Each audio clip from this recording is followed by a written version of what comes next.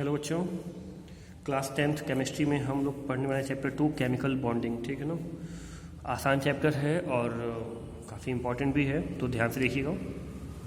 Chemical bonding, जैसा कि आप जानते हैं कि किसी भी कंपाउंड के बनने के लिए एलिमेंट के बीच में एक बॉन्डिंग होती है। एलिमेंट के बीच में बॉन्डिंग होगी तभी वो कंपाउंड बनेगा। बात समझ में आ रहा है। और वो बॉन्डिंग जो है वो 3 टाइप की बॉन्डिंग आप यहाँ पढ़ने वाले हैं। Ionic bonding, covalent bonding and coordinate bonding. ठीक है ना। ये 3 टाइप की बॉन्डिंग हम पढ़ाएंगे आपको। तो देखते हैं, शुरुआत करते हैं इसको। सबसे पहले आते हैं एटम के बारे में। ठीक है ना। खैर, ऊपर लिखा हुआ है chemical bond is a force which holds 2 और मोर atom together in a stable molecule. ठीक है ना। तो केमिकल बॉन्ड क्या होता है? एक तरह का फोर्स होता है जो 2 या 2 से ज़्यादा एटम्स को आपस में बांध के रखता है और एक स्टेबल मॉलिक्यूल फॉर्म करता है। ठीक है ना। स्टेबल मॉलिक्यूल फॉर्म करता है जिससे बाद में कंपाउंड बनता है। ठीक है। अच्छा, तो बच्चों हम देखते हैं यहाँ पे सबसे पहले बात हुई एटम की। An atom is the smallest unit of matter taking part in the chemical reaction. It is build up of subatomic particles, proton, neutron, electron. तो ये बातें आप जानते हैं, बहुत ही छोटी मोटी बातें हैं कि एटम क्या होता है। तो एटम जो है वो किसी भी केमिकल रिएक्शन में पार्ट करता है। प्रोटॉन, न्यूट्रॉन, इलेक्ट्रॉन से बनता है। प्रोटॉन, न्यूट्रॉन, इलेक्ट्रॉन को हम सब एटॉमिक पार्ट कहते हैं क्योंकि ये एटम के अंदर होते हैं। ठीक है ना। ठीक है, ध्यान दीजिएगा। जैसे यहाँ पर देखिए कार्बन का एक एटम दिया हुआ है, तो बच्चों इसमें प्रोटॉन होते हैं, न्यूट्रॉन होते हैं। ये शेल है, ऑर्बिट, जिसमें इलेक्ट्रॉन चक्कर लगा रहा है। ये सब कुछ पता है आप लोगों को। प्रोटॉन, इस पर चार्ज +1 होता है, न्यूट्रॉन पे कोई चार्ज नहीं होता, इलेक्ट्रॉन पे नेगेटिव का चार्ज होता है। ठीक है ना। मास जो है वो कार्बन 12 की स्टेट में नापते हैं 1 AMU, और इसके इलेक्ट्रॉन का मास लगभग नेग्लिजिबल होता है। ठीक है ना। कार्बन 12 क्या होता है ये मैंने बता रखा है क्लास 9th में भी, 10th में भी आपको बता देंगे हम जब पढ़ाएंगे मोल कॉन्सेप्ट। ठीक है। अब आते हैं टाइप ऑफ एलिमेंट पे। एलिमेंट कितने टाइप के होते हैं? तो 2 टाइप के मेनली होते हैं अगर हम बात करते हैं बॉन्डिंग की। ठीक है ना। बॉन्डिंग के हिसाब से देखें तो मेनली 2 होते हैं। पहला मेटालिक एलिमेंट, दूसरा non metallic element. Metallic element क्या होते हैं बच्चों? मेटालिक एलिमेंट हैव 1, 2 और 3 इलेक्ट्रॉन्स इन वैलेंस सेल या आउटर सेल। जो इनका बाहरी सेल होता है उसमें 1, 2 या 3 वैलेंस इलेक्ट्रॉन होते हैं, मतलब ऐसे इलेक्ट्रॉन जिनको वो दान कर सकते हैं। मेटल जनरली दान कर देते हैं, मतलब डोनेट कर देते हैं, इलेक्ट्रॉन को दे देते हैं। ठीक है ना। इसीलिए इनके पास 1 या 2 या 3 ही होते हैं। ठीक है ना। कहाँ होते हैं? आउटर सेल में होते हैं। ठीक है। और ये दे लूज 1, 2 और 3 electrons and become positively charge ion. जब भी कोई भी एलिमेंट इलेक्ट्रॉन को डोनेट करेगा तो उसके ऊपर प्लस चार्ज आ जाएगा, और जनरली मेटल के ऊपर प्लस चार्ज आता है क्योंकि वो इलेक्ट्रॉन को डोनेट करते हैं। बात समझ में आ रहा है। दूसरा है बच्चों नॉन मेटेलिक एलिमेंट। ध्यान दीजिएगा, नॉन मेटेलिक एलिमेंट। इनके आउटर सेल में जनरली 4, 5, 6 या 7 इलेक्ट्रॉन्स होते हैं। समझ में आ गया।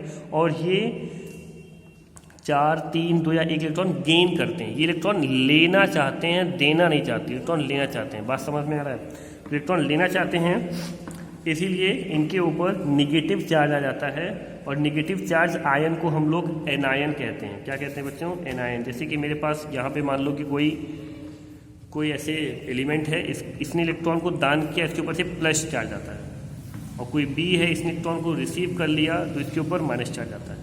समझ में आ गया। इसे हम कैटायन कहते हैं, इसे हम एनायन कहते हैं। बात समझ में आ रही है? ओके। अब आते हैं chemical combination. Atom combine to form a molecule by 2 means. समझ में आ रहा है। 2 एटम आपस में कंबाइन करके एक मॉलिक्यूल फॉर्म करते हैं 2 तरीके से। किस तरीके से? पहला, ट्रांसफर ऑफ वैलेंस इलेक्ट्रॉन। जो बताया ना कि इलेक्ट्रॉन दे रहा है, इलेक्ट्रॉन ले रहा है, तो इनके बीच में जो लेन देन हो रहा होता है इसी को बोलते हैं ट्रांसफर ऑफ वैलेंस इलेक्ट्रॉन। बात समझ में आया। एक मेटेलिक और एक नॉन मेटेलिक एटम के बीच में जब ट्रांसफर होने लगता है, मतलब जो इलेक्ट्रॉन देने के मूड में है और जो लेने के मूड में है, तो लेने वाला देने वाले से ले लेता है कि भाई तुम इलेक्ट्रॉन दे दो। उसने उसको दे दिया, वो भी खुश, वो ले लिया, वो भी खुश, और इसमें फिर क्या होता है, हमारा जो है बॉन्ड तैयार हो जाता है। समझ में आ गया। अच्छा, दूसरा है sharing of valence electron between 2 atoms, generally both non metals. कई बार क्या होता है कि दोनों ही नॉन मेटल होते हैं, मतलब यहाँ पर मेटल वाला गायब है। तो 2 एटम्स होंगे और दोनों ही क्या होंगे? Non metal. ये भी नॉन मेटल, ये भी नॉन मेटल। दोनों ही इलेक्ट्रॉन देना नहीं चाहेंगे क्योंकि इलेक्ट्रॉन देना नॉन मेटल की जो है वो टेंडेंसी नहीं, वो चाहता नहीं है। तो उस कंडीशन में ना वो इलेक्ट्रॉन देगा ना ये देगा, तो फिर कैसे काम चलेगा? तब ये इलेक्ट्रॉन की शेयरिंग करेंगे। क्या करेंगे बच्चों? इलेक्ट्रॉन की शेयरिंग करेंगे, भी आगे बताएंगे हम आपको इस चीज़ के बारे में। तो दो तरीके से फिलहाल होता है।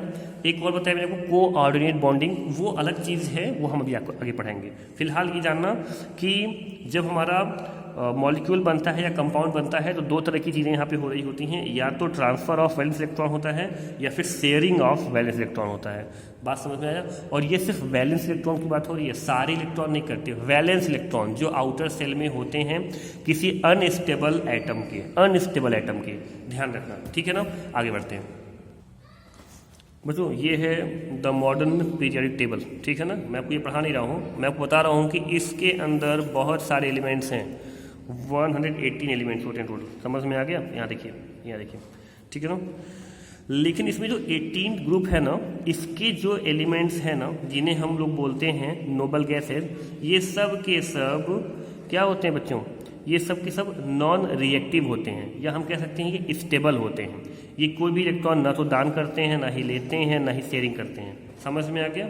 और जो दूसरे हमारे एलिमेंट्स हैं वो इनके जैसे स्टेबिलिटी पाना चाहते हैं, इसीलिए वो इलेक्ट्रॉन को या तो डोनेट करते हैं या तो रिसीव करते हैं। समझ में आ गया?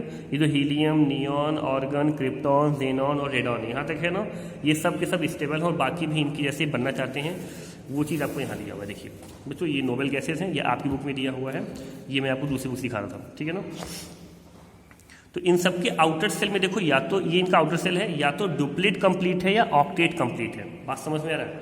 ऑक्टेट मतलब कि आखिरी सेल में 8 इलेक्ट्रॉन है, या फिर आखिरी सेल में 2 इलेक्ट्रॉन है। ऐसा हीलियम के केस में होता है। समझ में आ गया? तो इनके जैसा ही बनना चाहते हैं दूसरे भी एलिमेंट, स्टेबिलिटी गेन करना चाहते हैं, इसीलिए वो भी अपने आखिरी सेल में ऑक्टेट या डुप्लेट कंप्लीट करना चाहते हैं। इसीलिए जितने भी इलेक्ट्रॉन को देने होते हैं या रिसीव करने होते हैं वो उनके वैलेंस इलेक्ट्रॉन होते हैं। आई होप आप लोग ये बात पहले से ही जानते होंगे, ठीक है ना।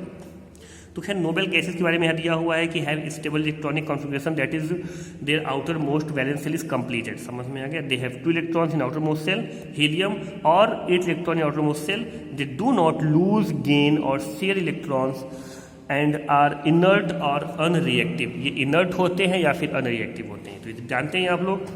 फिर atom of element other than noble gases, noble gases के अलावा जो एटम्स होते हैं या एलिमेंट्स होते हैं, have unstable in electronic configuration. इनका जो इलेक्ट्रॉनिक कॉन्फिगरेशन होता है बच्चों, नोबल गैस के अलावा जो दूसरे होते हैं वो अनस्टेबल होता है, और इनके आउटर मोस्ट जो सेल होते हैं वो इनकम्प्लीट होते हैं, और वो इलेक्ट्रॉन को लूज करते हैं या गेन करते हैं या फिर शेयर करते हैं, केमिकली रिएक्टिव हो जाते हैं ऐसा करके। समझ में आ गया? और ये लोग नहीं करते तो ये लोग नॉन रिएक्टिव होते हैं, ठीक है। अच्छा, reason for chemical bond between atom to form molecule. Reason क्या है? Driving force for atom to combined is related to the tendency of each atom to attain stable electronic configuration of nearest noble gases. मैंने जो बताया वही है कि driving force काम करता है इनके बीच में, जो इनको प्रेरित करता है। समझ में आ गया? जो इनको पुश करता है कि ये किसी भी तरह से अपने नियरेस्ट नोबल गैसेज की जैसे बने, और इसकी वजह से इलेक्ट्रॉन ये उस प्रेशर में आकर के इलेक्ट्रॉन को या तो दान करते हैं या रिसीव करते हैं या शेयरिंग करते हैं। मतलब कैसे भी करके ये भी स्टेबल होना चाहते हैं और अपने नियरेस्ट नोबल गैसेज की तरफ बनना चाहते हैं। जैसे मैं एग्जाम्पल दिखाऊँ आपको थोड़ा सा। जैसे यहाँ देखो बच्चों, नियॉन स्टेबल है। नियॉन क्या है? स्टेबल है। इसके आउटर सेल में 8 इलेक्ट्रॉन होती है, इसका ऑक्टेट कंप्लीट है। इसकी जस्ट बगल में फ्लोरीन है, इसके पास 9 इलेक्ट्रॉन है, इसका एटॉमिक नंबर 9 है, मतलब इसके पास नंबर ऑफ प्रोटॉन भी 9 है, नंबर ऑफ इलेक्ट्रॉन भी 9 है। तो इसके पास 9 इलेक्ट्रॉन है। 9 में से देखो पहले शेल में 2 है। देखो पहला शेल, ये फ्लोरीन है ना, ये पहला सेल, इसमें 1 2, और दूसरे में 7 है। दूसरा सेल ये वाला है, उसमें 1 2 3 4 5 6 7। ये सोच रहा है कि मैं भी इसकी तरह 2,8 हो जाऊं, मतलब पहले में 2 दूसरे में 8, लेकिन ये 2,7 है। अब ये 1 इलेक्ट्रॉन चाहेगा कि प्लीज़ मुझे मिल जाए कहीं से, ताकि मैं भी नियॉन जैसा बन जाऊं। इसको कैसा बनना है? नियॉन जैसा, अपने नियरेस्ट नोबल गैस जैसा। इसको ऑर्गन जैसा नहीं बनना, ऑर्गन दूर है क्योंकि 9 के बाद 10 आ रहा है। इसको हीलियम जैसा नहीं बनना है क्योंकि हीलियम इससे दूर है। इसको बनना है नियॉन जैसा। तो हर एक अनस्टेबल एलिमेंट अपने नियरेस्ट स्टेबल एलिमेंट जैसा बनना चाहता है, इसीलिए जितने भी इलेक्ट्रॉन वो डोनेट करता है या रिसीव करता है या शेयर करता है वही उसका वैलेंसी कहलाता है या उसकी वैलेंस इलेक्ट्रॉन कहलाते हैं, और इसकी वजह से वो केमिकल बॉन्डिंग बनाना चाहता है। समझ में आ गया? तो रीजंस फॉर केमिकल बॉन्डिंग समझ में आ गया। For an atom to achieve stable electronic configuration is must have, अगर कोई भी एटम स्टेबल होना चाहता है तो उसके पास या तो उसका डुप्लीट रूल के थ्रू डुप्लीट कंप्लीट हो जाए या ऑक्टेट रूल के थ्रू उसका ऑक्टेट कंप्लीट हो जाए। मतलब या तो अगर वो हीलियम के आसपास है तो वो हीलियम जैसा बन जाए। हीलियम का क्या बेनिफिट है कि हीलियम के लिए बनने के लिए, हीलियम जैसा बनने के लिए आपको अपना डुप्लीट कंप्लीट करना पड़ेगा, और हीलियम के आसपास के एलिमेंट को छोड़ दें तो बाकी एलिमेंट्स जो हैं उनकी जैसा बनने के लिए, बाकी जो हमारे नोबल गैसेज हैं उनकी जैसा बनने के लिए या उनकी जैसा स्टेबिलिटी गेन करने के लिए आपको ऑक्टेट रूल फॉलो करना पड़ेगा, जो कि हमारे एटम्स हैं, मैं उनकी बात कर रहा हूँ। समझ में आ रहा है? ओके, मतलब आप जितने भी हमारे एलिमेंट्स हैं उनके आउटर सेल में या तो 8 इलेक्ट्रॉन्स हों या फिर 2 हों। समझ में आए? 2 सबके लिए पॉसिबल नहीं है, मोस्टली 8 ही करना पड़ेगा, मतलब ऑक्टेट कंप्लीट करना पड़ेगा। Okay, methods for achieving chemical bonding. अब देखो केमिकल बॉन्डिंग अचीव करने के मेथड्स क्या क्या हैं। मैंने बताया होते क्या हैं, फिर बताया रीज़न क्या है, नीड क्यों है इनको। अब मेथड पे आते हैं। Stable electronic configuration in two combining atom resulting in a chemical bonding between them is achieved by electron transfer, electron sharing. या तो इलेक्ट्रॉन का ट्रांसफर करके होंगे या इलेक्ट्रॉन की शेयरिंग करके होंगे, मैंने अभी पहले बताया है। ठीक है ना बच्चों? ध्यान से देखिए, electron transfer of valence electron from one atom to another leading to electrovalent bonding and formation of electrovalent और एनिक कंपाउंड। मतलब इलेक्ट्रॉन ट्रांसफर होता है किसी एक एटम से दूसरे एटम में, ट्रांसफर हो रहा है मतलब एक एटम इलेक्ट्रॉन को दे रहा है, दूसरा इलेक्ट्रॉन को ले रहा है। इसमें जो बॉन्डिंग बनती है उसे हम बोलते हैं इलेक्ट्रोवैलेंट बॉन्डिंग, और जो हमारा कंपाउंड बनता है उसे हम बोलते हैं इलेक्ट्रोवैलेंट कंपाउंड या आयनिक कंपाउंड। बात समझ में आ गया? दूसरा होता है electron sharing of pairs of electrons between 2 reacting atoms leading to covalent bonding and formation of a covalent compound. मतलब इलेक्ट्रॉन शेयरिंग के टाइम पर जो बॉन्ड बनता है बच्चों उसे हम बोलते हैं कोवैलेंट बॉन्डिंग, और जो कंपाउंड बनता है उसे बोलते हैं कोवैलेंट कंपाउंड। ठीक है बच्चों, अब आते हैं periodic properties which affect chemical bond formation. देखो बच्चों, for formation of ionic compound को फॉर्मेशन के लिए क्या क्या प्रॉपर्टीज होनी चाहिए। पहला है आयोनाइजेशन पोटेंशियल। इसका मतलब क्या बच्चों? देखो ये सिर्फ मेटल वालों के लिए होता है, जितने भी मेटल एलिमेंट हैं या मेटल एटम है ना उनके लिए होता है। आयोनाइजेशन पोटेंशियल मतलब है कि कितनी एनर्जी दी जाए किसी एटम को, किसी मेटलिक एटम को। ध्यान सुनना, किसी मेटलिक एटम को, क्योंकि मेटल क्या होते हैं बच्चों? जो इलेक्ट्रॉन को दान कर देते हैं। ठीक है ना? तो आयोनाइजेशन पोटेंशियल क्या है कि कितनी एनर्जी दी जाए किसी मेटलिक एटम को कि वो अपने इलेक्ट्रॉन को बाहर निकाल दे। ठीक है ना? अभी तो मैंने कहा कि इलेक्ट्रॉन को निकालना ही चाहते हैं, लेकिन यहाँ पर जब वो निकालते हैं तो उसको उनको एक एनर्जी देनी पड़ती है। तो कितनी एनर्जी दी जाए कि वो आयोनाइजेशन मतलब इलेक्ट्रॉन को डोनेट कर दे। क्योंकि आप जानते हैं बच्चों, जैसे कि हमारे पास यहाँ पर सपोज ये हमारा सोडियम है, ठीक है ना? अभी इसने एक भी इलेक्ट्रॉन डोनेट नहीं किया है, इसको हमने कुछ एनर्जी दी, उस एनर्जी से इसने क्या कर दिया? इलेक्ट्रॉन डोनेट कर दिया। डोनेट कर तो क्या रहेगा? प्लस चार्ज आ जाएगा। मतलब अभी तो ये सिर्फ सोडियम था, अभी ये सोडियम आयन हो गया, तो ये आयन में क्या हो गया? कन्वर्ट हो गया। तो डायरेक्टली मैं कहूँ तो किसी भी एटम को कितनी एनर्जी दी जाए जिससे वो एटम से आयन में कन्वर्ट हो जाए। कैसे होगा? इलेक्ट्रॉन को दान करके। बात समझ में आ रहा है? तो किसी भी एटम को कितनी एनर्जी, यहाँ तो मैंने सिर्फ Na का एग्जांपल लिया है, कितनी एनर्जी दी जाए कि वो एटम से आयन में कन्वर्ट हो जाए, वही उसका आयोनाइजेशन पोटेंशियल होता है। देखो जितना कम रहेगा, मतलब इसको मैं थोड़ी सी एनर्जी दूँ, इसका आयोनाइजेशन पोटेंशियल Ip जो है अगर लो रहेगा, कम रहेगा, तो थोड़ी सी एनर्जी देने पर ये आयन में कन्वर्ट हो जाएगा। और अगर ज़्यादा रहेगा, Ip ज़्यादा रहेगा, Ip मतलब आयोनाइजेशन पोटेंशियल, तो हमको ज़्यादा एनर्जी देनी पड़ेगी। इसका मतलब जो लो वाला है वो अच्छा है। यहाँ देखो लिखा, lower the value of ionization potential of metallic atom greater the ease of formation the cation. मतलब आयोनाइजेशन पोटेंशियल जितना कम रहेगा, जितना कम एनर्जी देने पर वो इलेक्ट्रॉन को निकाल के फेंक देगा, उतना उसका कैटायन बनना आसान रहेगा। What is cation? Plus charge वाले आयंस को हम लोग, प्लस चार्ज वाले आयंस को हम लोग पॉजिटिव आयन या फिर कैटायन कहते हैं। बात समझ में आ रही है क्या? सेकंड हमारा इलेक्ट्रॉन एफिनिटी। देखो बच्चों यहाँ एफिनिटी दिया है, एफिनिटी मतलब होता है प्यार, इलेक्ट्रॉन एफिनिटी मतलब इलेक्ट्रॉन के लिए प्यार। देखो आयोनाइजेशन पोटेंशियल सिर्फ मेटेलिक एटम के लिए यूज होता था और इलेक्ट्रॉन एफिनिटी सिर्फ नॉन मेटेलिक एटम के लिए यूज होता है। इलेक्ट्रॉन के लिए प्यार, अब देखो जिसको इलेक्ट्रॉन के लिए ज़्यादा प्यार रहेगा वो उतना जल्दी इलेक्ट्रॉन को गेन करना चाहेगा। समझ में आया? जैसे तुमको पैसे के लिए प्यार रहता है, पबजी गेम के लिए प्यार रहता है, मोबाइल के लिए प्यार रहता है, तुम सोचते हो फटाक से मोबाइल मिल जाए, गेम मिल जाए, समझ में आया, पैसा मिल जाए। तो सेम ऐसे ही ऐसा कोई भी नॉन मेटेलिक एलिमेंट, बच्चों नॉन मेटेलिक एलिमेंट क्या करता है, इलेक्ट्रॉन को हमेशा गेन करना चाहता है, ठीक है ना। तो ऐसा कोई भी नॉन मेटेलिक एलिमेंट जिसका इलेक्ट्रॉन एफिनिटी मतलब इलेक्ट्रॉन के लिए प्यार हायर रहेगा, देखो higher the value of electron affinity मतलब जिस भी नॉन मेटेलिक एटम का इलेक्ट्रॉन एफिनिटी हायर रहेगा, मतलब इलेक्ट्रॉन को पाने की चाहत हायर रहेगी, greater the ease of formation of anion, उसके लिए एनायन बनना आसान रहेगा। एनायन क्या होता है? तो हमारे पास क्लोरीन है, अभी तो सिर्फ ये क्लोरीन है, जैसे ही इसने इलेक्ट्रॉन को पाने की चाहत बहुत चीज़ के अंदर, इसको इलेक्ट्रॉन मिल गया, इसके ऊपर एक निगेटिव चार्ज आ गया। समझ में आ गया? निगेटिव लिखा है, -1 लिखो, एक ही बात है।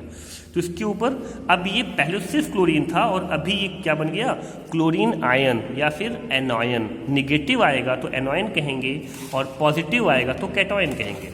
तो अगर इलेक्ट्रॉन एफिनिटी ज़्यादा है तो उसके एनॉयन बनने के चांसेस भी ज़्यादा है।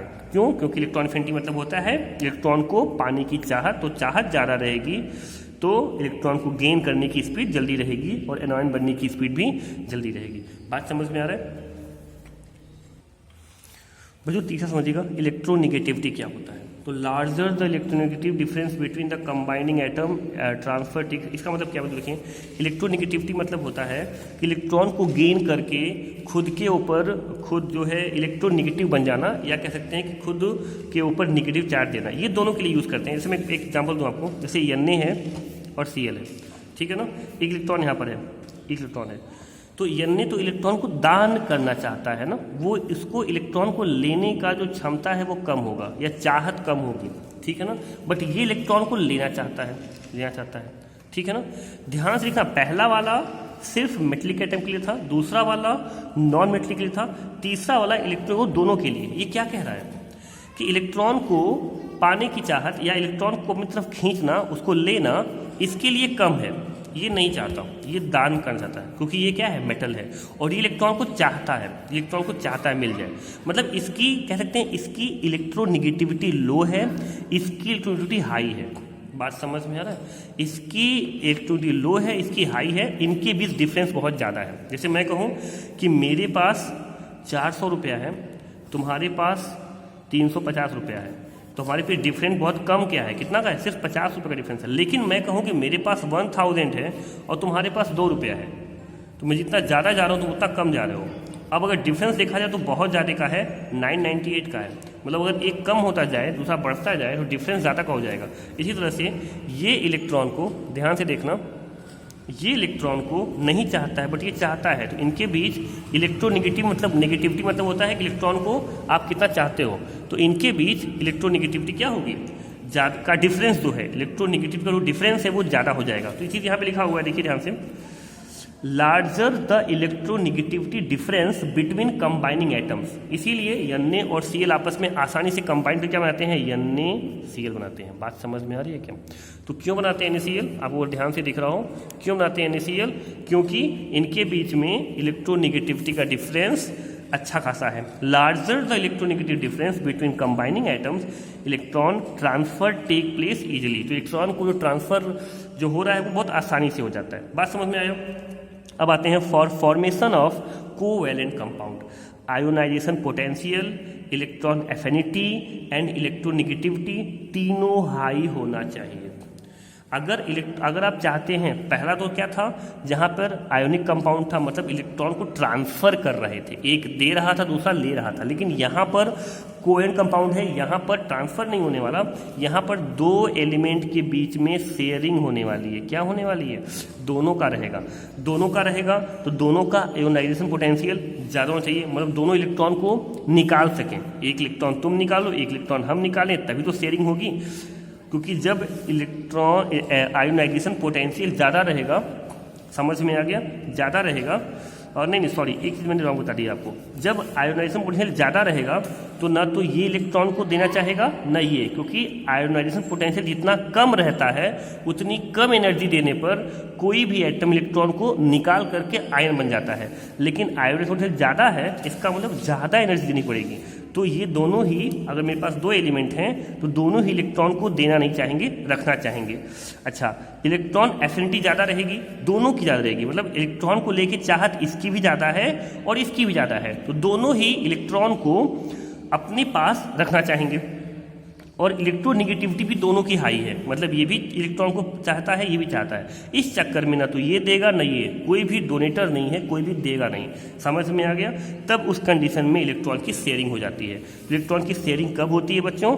जब दोनों का आयोनाइजेशन पोटेंशियल ज़्यादा हो, मतलब ज़्यादा एनर्जी दोगे तभी इलेक्ट्रॉन निकालेंगे। तो दोनों नहीं निकालना चाहेंगे आसानी से। इलेक्ट्रॉन एफिनिटी ज़्यादा हो, मतलब इलेक्ट्रॉन को लेकर चाहत ज़्यादा हो, और दोनों की इलेक्ट्रोनिगेटिविटी ज़्यादा हो, मतलब दोनों ही इलेक्ट्रॉन को अपने पास रखना चाहते हो।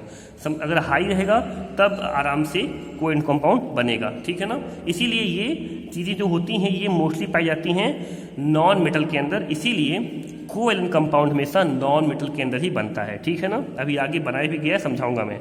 इलेक्ट्रोनिगेटिविटी डिफरेंस जो है वो शुड बी नेग्लिजिबल हो, मतलब दोनों में से कोई ऐसा ना हो जो इलेक्ट्रोनिगेटिविटी किसी में ज़्यादा हो, दोनों में बराबर नहीं चाहिए। अगर एक नॉन मेटल है दूसरा भी नॉन मेटल रहे, ऐसा नहीं कि एक मेटल है एक नॉन मेटल रहे, ऐसा नहीं, इनके बीच का डिफरेंस बराबर ही रहे। अगर बराबर ही है तो हम कह सकते हैं कि दोनों आराम से एक कंपाउंड फॉर्म कर सकते हैं। समझ में आ गया?